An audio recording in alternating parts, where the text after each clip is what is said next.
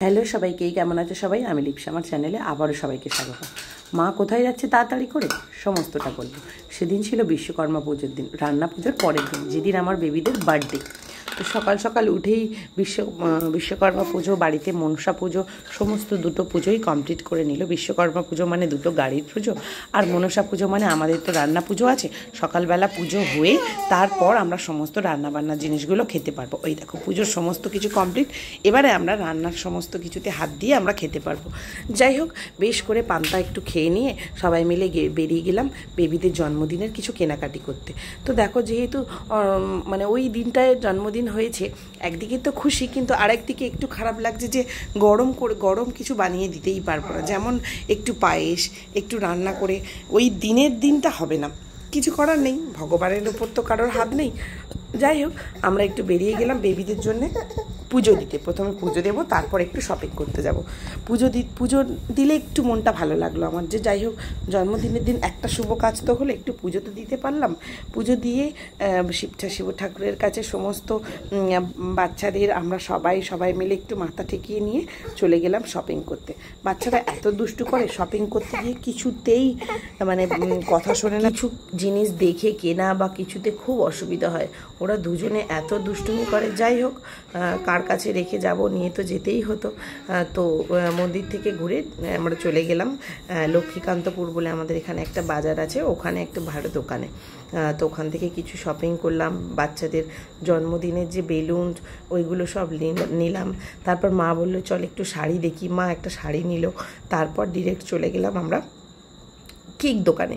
ওখান থেকে কেক, তারপরে ভেজ প্যাটিস, এগুলো সমস্ত নিলাম। সন্ধেবেলা কেক কেটে বাচ্চারা আসবে, ওদের হাতে একটা প্লেটের মধ্যে কেক, একটুখানি ভেজ প্যাটিস, একটু মিষ্টি, একটু চকলেট, এরমভাবে দেবো।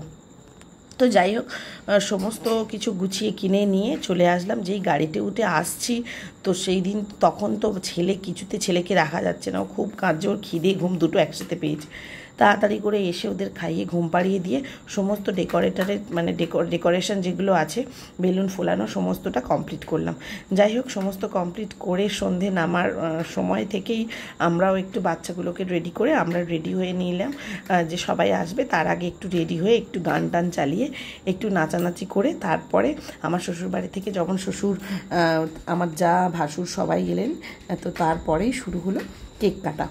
তো তার আগে বেশ আনন্দ করেছি আমরা, খুব নাচানাচি করেছি, আমি তো মন খুলে নেচেছি। আর মেয়েকে কি বলছিলাম একটু হেয়ার ব্যান্ডটা মাথায় থাকুক, আমি একটু ফটো তুলে নিই। তো তাই বলছিলাম, ও কিছুতেই এগুলো রাখে না। আর ওই দিন ও এত হাঁটা পেয়েছে, ও এত সুন্দর করে সারাক্ষণ হাঁটতে চাইছে, আর ওর হাঁটা দেখে তো আমি আরও খুশি হয়ে গেছি। তার ছোট্ট ভিডিওটা তোমরা দেখো কত সুন্দর করে ও হাঁটছে। যাই হোক, প্রথম মা হওয়া তো এইগুলো দেখতে খুব ভালো লাগে। প্রথম বাচ্চা যখন হাঁটে, মানে হাঁটতে শেখে তখন। যাই হোক, সবাই আসার পরে আমরা শুরু করে দিয়েছি কেক কাটা। টেকগুলো কেটে নিয়ে গেস্ট আসতেই, মানে কাকিমা, আশেপাশের বাড়ি কাকিমা, তারপরে বাচ্চারা সবাই আসতে ওদের একটু করে থামস আপ দেওয়া হলো। আর তারপরে কেক কাটাটা শুরু হয়ে গেল। কেকটা কেমন হয়েছে অবশ্যই জানিও। ওটা 1 পাউন্ডের বেশি কেক ছিল, মঞ্জিনিস থেকে নিয়েছিলাম, আর হচ্ছে ফ্লেভার ছিল রেড ভেলভেটের ওপরে।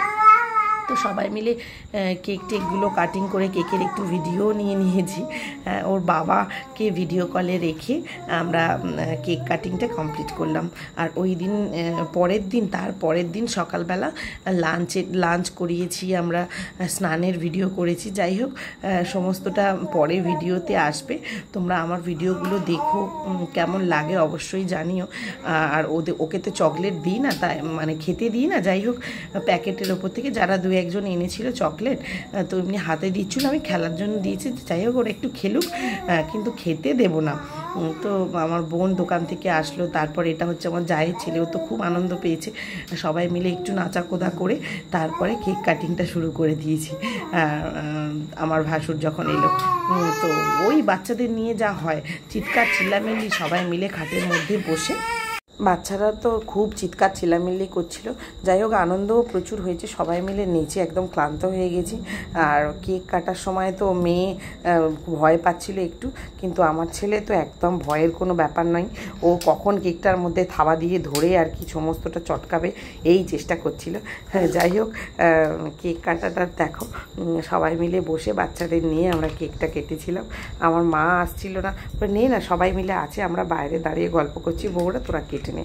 তো যাই হোক, এইভাবেই দিনটাকে সেলিব্রেট করলাম। কি করব, ওর বাবাও নেই, সেভাবে মানে বেশি কিছু করে উঠতে পারিনি। তো আমার বোনই সমস্ত ডেকোরেশনটা করেছিল। ডেকোরেশনটা কেমন হয়েছে, পিছনে বেলুনগুলো দিয়ে ভালো লাগছে কিনা তোমরা অবশ্যই জানিও। তো এইভাবে ছোট্ট করে বাচ্চাদের বার্থডেটা সেলিব্রেট করলাম। কিছুদিন আগেই অন্নপ্রাশন হয়েছে, তো বড় করে করার ইচ্ছে একদমই ছিল না। যাই হোক, কিছুই করব না, খারাপ লাগছিল, তো সেই হিসেবে একটু হালকা করে একটা সেলিব্রেট করলাম। তোমরা আমার বাচ্চাদের অনেক আশীর্বাদ করো, ওরা যেন অনেক বড় হয়, ভালো থাকে, সবচেয়ে বড় কথা সুস্থ থাকে, ভালো থাকে।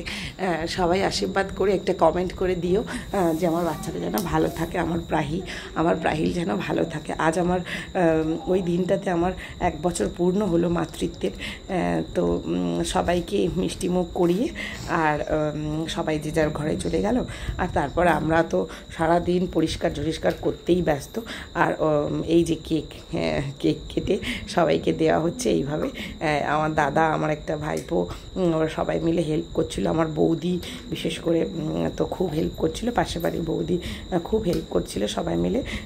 আর যাওয়ার সময় আমার এই যে শ্বশুরবাড়ির জন্য কিছু জিনিস, ওই খাবার দাবার কিছু প্যাকিং করে দিয়েছিলাম। যাই হোক, আমার ভিডিওটা কেমন লাগে অবশ্যই জানিও। ভালো থেকো সবাই, টাটা।